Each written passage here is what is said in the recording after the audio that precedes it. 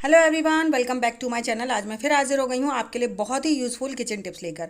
आज की जो टिप्स हैं हमारी बहुत ही ज़्यादा यूज़फुल होने वाली हैं, तो वीडियो को फुल वॉच कीजिएगा। अगर वीडियो अच्छी लगे तो वीडियो को लाइक और चैनल को सब्सक्राइब करना बिल्कुल मत भूलिएगा।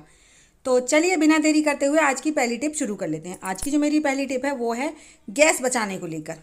जैसे कई बार होता है हम आलू की सब्ज़ी, मटर की सब्ज़ी या फिर आलू छोले की सब्ज़ी एक साथ बनाना चाहते हैं, है ना।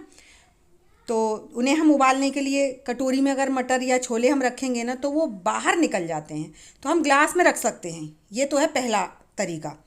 अब हमने ये मटर इसमें ग्लास में रखी ना तो इसमें ये ग्लास से बाहर नहीं निकलेगी और बॉयल भी बहुत अच्छे से हो जाएगी। अगर हम कटोरी में रखेंगे तो पूरी मटर बाहर फैल जाती है, तो उससे हमारी गैस तो बचेगी नहीं, हमारा उल्टा नुकसान हो जाएगा।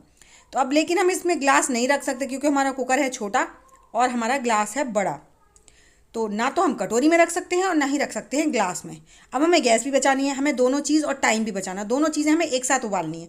तो आप क्या करेंगे, इन्हें करिए साइड में। आप लीजिए फटाफट से कॉटन का कपड़ा जो भी आपके पास हो, तो उसमें आप इनको मटर को बांध दीजिए। और बांधने के बाद अच्छे से थोड़ी सी ढीली सी एक पोटली बना दीजिए। ज़्यादा टाइट मत बनाइएगा क्योंकि हम कोई भी चीज़ उबालते हैं ना तो वो उबल के थोड़ी सी बढ़ जाती है ना, फूल जाती है। चाहे फिर वो छोले हों या मटर हो, कुछ भी हो, मटर इतनी नहीं बढ़ती है, लेकिन अगर हम छोले वगैरह रख रहे हैं उबालने के लिए एक साथ, तो आप उनको थोड़ा ढीली पोटली बांधिएगा और इस पोटली को रख दीजिए इसमें। अब पोटली तो हमारी ज़रा सी जगह में आ जाएगी, ग्लास के लिए तो ऊंचाई काफ़ी चाहिए ना। तो अब आप इसको ढक्कन को लगाकर और उबलने के लिए रख दीजिए। आपको मैं दिखाऊंगी खोलकर कि ये कितने बढ़िया तरीके से हमारी दोनों चीज़ें उबल जाती हैं और हमारी गैस भी बचती है और टाइम भी बचता है। अगर हम इन दोनों चीज़ों को अलग अलग बॉईल करेंगे, हमारी गैस भी वेस्ट होगी और टाइम भी वेस्ट होगा। इस तरह से आप आलू मटर या फिर दो तरह के चने आपको एक साथ भिगोने हैं या उबालने हैं, तो आप इस प्रोसेस को कर सकते हैं कि एक को डाल दीजिए और दूसरे को आप पोटली बनाकर रख दीजिए। तो देखिए आलू और हमारी मटर जो है वो उबल चुकी हैं। अब केयरफुली थोड़ा सा गर्म हो जाता है ना ये, तो हल्के हाथ से आप इसे उठाकर मटर को अलग कर लीजिए और आलू को आप अलग कर लीजिए। मैं आपको देखिए चाकू से निकाल कर दिखाती हूँ। हमारे आलू भी बहुत अच्छे से उबल गए हैं और जो मटर है ना वो भी हमारी बहुत बढ़िया तरीके से उबल गई है। तो मैं आपको इस पोटली को खोल कर दिखाती हूँ। इतनी बढ़िया तरीके से उबल जाती है, जितना टाइम क्योंकि हमारे आलू उबलने में लेते हैं ना उतने ही टाइम में हमारी मटर भी उबल जाती है। तो देख सकते हैं का, और बिल्कुल हरी रहती है ना। वरना हम अगर खुले बर्तन में उबालते हैं ना तो उसका कलर भी थोड़ा सा चेंज हो जाता है। देख सकते हैं एकदम बढ़िया ग्रीन ग्रीन मटर फटाफट से उबल कर तैयार हो गई है। तो आई होप आपको मेरी ये टिप ज़रूर पसंद आई होगी। पसंद आई हो तो लाइक शेयर सब्सक्राइब ज़रूर कीजिएगा। तो चलिए इसी के साथ बढ़ते हैं नेक्स्ट टिप की तरफ। तो जो मेरी नेक्स्ट टिप है वो है प्याज को लेकर। जब भी हम ढेर सारी प्याज छीलते हैं ना तो सबसे बड़ी जो समस्या होती है वो होती है रोना आता है, क्योंकि प्याज इतनी ज़्यादा तीखी होती है और वो इतनी ज़्यादा जलन हो जाती है हमारी आँखों वगैरह में। तो जब भी आपको ढेर सारी प्याज काटनी हो या छीलनी हो ना तो एक टिप थोड़ी सी फॉलो कर लीजिए। मैं आपको दो टिप बताने वाली हूँ। अगर आपके पास टाइम बिल्कुल भी नहीं है, आपको इंस्टेंट ये सारी प्याज कट करनी है, तो आप क्या कीजिए, इस प्याज को उठाइए फटाफट से यहाँ से और लेकर चलिए इसे अपने फ्रिज में। जी हाँ। अब आप इसको ना, अगर आपके पास ज़्यादा टाइम है कि आपको 10-15-20 मिनट बाद आपको ये प्याज छीलनी है, तो आप 10-15 मिनट पहले आप इसे फ्रिज में रख सकते हैं। लेकिन अभी आपको कभी कभी ऐसा होता है ना, हमें झटपट से तभी तुरंत प्याज चाहिए होती है 1-2 मिनट के अंदर, तो आप इसे रख दीजिए अपने फ्रीज़र में कुछ इस तरह से। जैसे ट्रे जिस भी बर्तन में आपने रख रखी है उसको आप रख दीजिए इसमें। और ज़्यादा नहीं, सिर्फ आप 1 मिनट के लिए भी रखेंगे ना तो आपका ये जो तीखापन है प्याज का वो सारा बिल्कुल माइल्ड हो जाएगा। तो यहाँ पर हमने फटाफट से 1 मिनट के लिए बस प्याज को रखा था और अब इसे निकाल कर लेकर चलते हैं। फटाफट से इसे हम आपको काट कर दिखाएंगे। बिल्कुल भी तीखापन नहीं लगता, ना ही हमारे आँखों से बिल्कुल भी आंसू गिरते हैं। तो ये तो हो गया पहला तरीका। अब इस तरह से आप ढेर सारी प्याज काटिए, यहाँ तक कि खूब ढेरों काटिए ना तो भी आपको बिल्कुल तीखापन नहीं लगेगा। और दूसरा तरीका यह है कि जैसे आपने ये प्याज वगैरह जो भी आपने काट ली है, तो या तो आप इसको छिलके सहित, या फिर छिलने में इतना तीखापन नहीं लगता जितना हमें इसे काटने में लगता है। तो कोई कोई प्याज तो ऐसी होती है छिल तो आसानी से जाती है लेकिन कटने में तो सारी नानी दादी ये सब याद आ जाती हैं। तो जैसे आपने छील ली है, तो आप छीलने के बाद क्या कीजिए, जितनी भी आपको प्याज काटनी है उसको किसी भी बर्तन में थोड़ा सा पानी लेकर और उस पानी के अंदर इस प्याज को डाल दीजिए। इसी प्याज को बस ठंडा पानी, नॉर्मल टैप वाटर लेना है, कोई ठंडा पानी नहीं कि नहीं फ्रिज का या बर्फ़ का चाहिए। 1-2 मिनट के लिए आप इसे छोड़ दीजिए और आप प्याज, इस तरह आपकी प्याज भी धुल जाएगी। और जैसे ही आप पानी में डालेंगे ना तो आप एक चीज़ नोटिस कीजिएगा, पानी का ना कलर तुरंत चेंज हो जाता है। क्योंकि ये प्याज का जो रस होता है ना, ये इतना ज़्यादा तीखा होता है कि सारे आंसू आ जाते हैं। और अगर आपको ये सब नहीं करना है तो फ्रिज वाली टिप बहुत अच्छी है। इंस्टेंट आपको प्याज काटनी हो, मेरा तो बिल्कुल भी तीखापन नहीं लग रहा था, लेकिन मैंने आपके साथ दो टिप शेयर करी हैं। तो इस तरह से आप इस पानी को, प्याज के पानी को फेंक दीजिए। इस तरह आपकी प्याज भी धुल जाएगी और आपका आँखों में भी बिल्कुल तीखापन नहीं लगेगा। तो है ना कमाल की टिप। चलिए बढ़ते हैं इसी के साथ नेक्स्ट टिप की तरफ। तो जो मेरी नेक्स्ट टिप है वो भी प्याज से रिलेटेड है, लेकिन प्याज को यहाँ काटना नहीं दिखाना है। प्याज का और ये जो गोली है ना, इसका एक बहुत ही अच्छा सा इस्तेमाल करने वाले हैं हम, बहुत ही अमेजिंग। ये है आज की हमारी धमाकेदार टिप। तो इसको हम कैसे और किस तरह से इस्तेमाल करेंगे, चलिए उसके लिए आपको पूरा वीडियो को देखना होगा। स्टेप बाय स्टेप इसे फॉलो कीजिए, फिर देखिए आप कि क्या कमाल होता है। तो यहाँ पर मैंने इंडक्शन पर रख लिया है एक पैन, और इसमें हम डाल लेंगे थोड़ा सा सरसों का तेल, जो मस्टर्ड ऑयल है वो। और मस्टर्ड ऑयल आपको अपनी ज़रूरत के हिसाब से डाल लीजिए। आप इसे एक दिन बनाकर रख लेंगे, आपको महीनों काम देगा। और इस समय ना, इस समय इसकी बहुत ज़्यादा रिक्वायरमेंट है। ये जो टाइम पीरियड चल रहा है इस समय इसकी ना बहुत ज़्यादा रिक्वायरमेंट है। हर घर में हर लेडी को ये चीज़ करके रखनी चाहिए। तो यहाँ पर मैंने वो 4 गोलियाँ ले ली हैं, और ये गोलियाँ हैं कपूर की गोलियाँ। अब इन कपूर की गोलियों को आप ईज़िली क्रश हो जाएं तो आप क्रश करके डाल दीजिए, लेकिन ये ईज़िली क्रश नहीं हो रही थी क्योंकि ये थोड़ा सा टाइट है। तो आप क्या कीजिए, किसी भी पॉलीथीन में या किसी में भी रख कर इसे अच्छे से कूट कर इसका पाउडर बना लीजिए, और पाउडर बनाकर आप इस तेल में इसको डाल दीजिए। तेल को ओवरहीट नहीं करना है बिल्कुल भी, बस हल्का सा गर्म ही होना है तेल हमारा। ज़्यादा ओवरहीट हो जाएगा तो ये अच्छे से काम नहीं करेगा। इस चीज़ का बहुत अच्छे से ध्यान रखिएगा, धुआं नहीं निकलना चाहिए तेल में से बिल्कुल भी।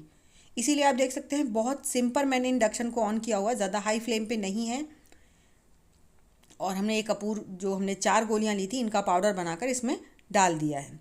अब इस पाउडर को ना देखिए, जैसे ही हमने पाउडर डाला हल्का हल्का सा धुआं निकलने लगा है ना। अब आप इसको चम्मच से चला दीजिए, बहुत आसानी से ये घुल जाएगा तेल में।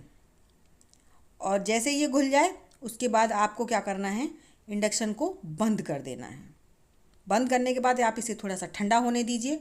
ठंडे होने के बाद इसका किस तरह से इस्तेमाल करेंगे और किस लिए इस्तेमाल करेंगे वो बताएंगे आपको। यहाँ पर तेल हो गया है ठंडा, और हमने ले ली है ढेर सारी कॉटन। ठीक है, जितना आपका तेल है उतनी ही हिसाब से आपको इसमें कॉटन डालनी है। मतलब कॉटन इतनी डालनी है कि ये तेल को अपने अंदर पूरी तरह से सक कर ले, इतनी आपको इसमें कॉटन डालनी है। अगर कम पड़ रही है थोड़ी और डाल लीजिए, और पूरी तरह से आप अपने तवे से ना अच्छे से इस कॉटन को पोंछते हुए इकट्ठा कर लीजिए सारी कॉटन को। हमने ढेर सारी कॉटन इसलिए ली है कि जो हमारा कपूर है ना, वो हमारा नीचे ही रह जाता है। और अगर हम कॉटन को अच्छे से इस पर रगड़ कर नहीं छुड़ाएंगे ना, तो हमारा कपूर इसमें रह जाएगा और खाली सिर्फ तेल ही आएगा, और तो हमारा ये जो हम बना रहे हैं ये अच्छे से काम नहीं करेगा। तो आपको कॉटन को अच्छे से इसके तवे को पोंछते हुए इकट्ठा कर लेना है। जैसे ये कॉटन इकट्ठी हो जाती है उसके बाद आप ले लीजिए कोई भी स्टील का टिफ़िन। स्टील का लीजिएगा, प्लास्टिक का मत लीजिएगा, क्योंकि हमें इसे इसमें स्टोर करके रखना है ना। अब इसका कैसे और कहाँ पर इस्तेमाल करेंगे उसके लिए चलिए हमें लेनी है पहले 2 प्याज।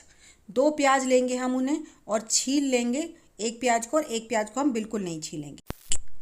दोनों प्याज को ना हमें अंदर से चाकू की मदद से नहीं करना है कुछ भी।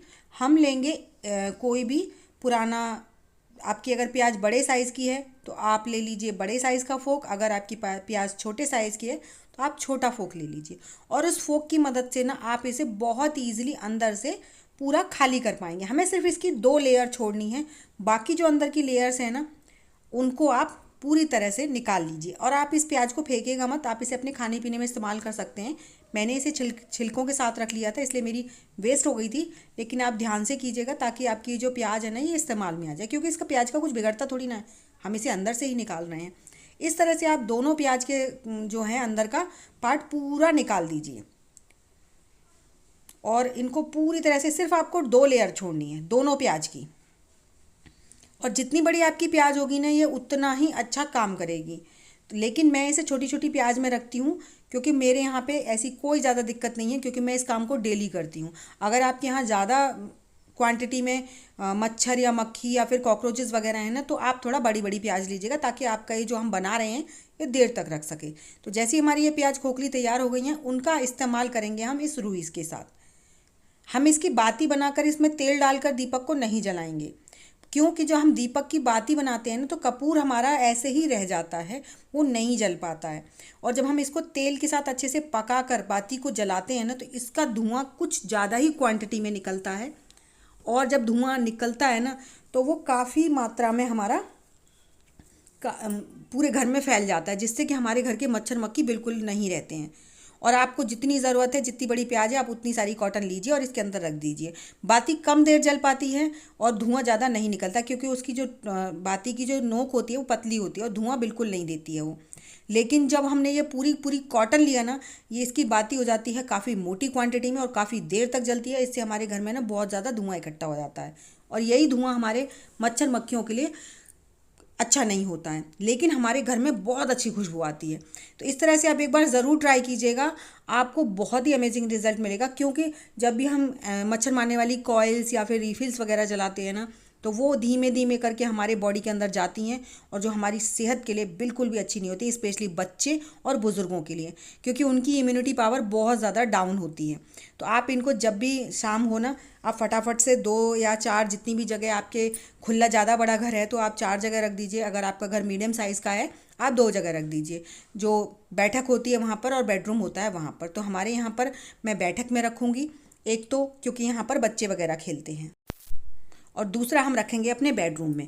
और जब भी आप इसको रखें ना तो एक चीज़ का ध्यान रखिएगा, गेट वगैरह सारे बंद कर दीजिएगा ताकि इसका जो धुआं है वो अच्छे से पूरे उसमें इकट्ठा हो सके और हमारे घर के मच्छर मक्खी सारे बाहर चले जाएं। तो आई होप आपको मेरी सभी टिप्स पसंद आई। टिप्स अगर पसंद आई हैं तो लाइक शेयर सब्सक्राइब ज़रूर कीजिएगा। साथ ही साथ मुझे कमेंट करना बिल्कुल मत भूलिएगा कि आप मेरी वीडियो किस गांव या किस शहर से देख रहे हैं, ताकि मैं आपको थैंक्स कर सकूं। और मुझे ये ज़रूर बताइएगा कि आपको मेरी सबसे ज़्यादा कौन सी टिप अच्छी लगी है। तो चलिए, ऐसी अमेजिंग टिप्स और ट्रिक्स के साथ मिलती हूँ आपको नेक्स्ट वीडियो में। तब तक के लिए